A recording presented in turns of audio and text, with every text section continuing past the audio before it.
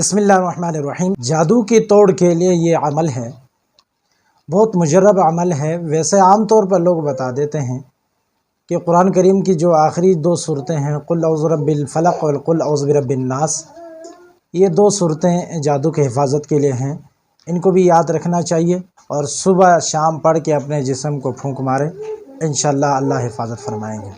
ایک عمل جو میں آپ کو بتانے جا رہا ہوں، یہ عمل بھی بڑا مؤثر عمل ہے۔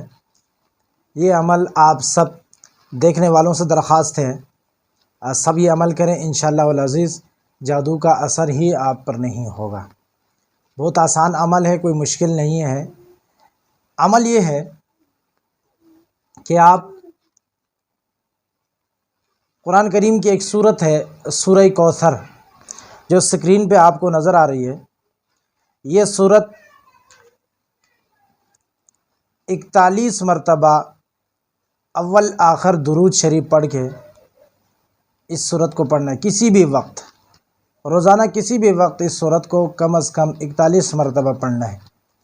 اور اس کے بعد جو عمل کرنا ہے وہ سکرین پہ آپ کو یہ تعویذ آپ خود دیکھ کر لکھیں، اور لکھنے کے بعد اس کو اپنے پاس محفوظ کر لیں۔ انشاءاللہ العزیز جادو کا اثر نہیں ہوگا۔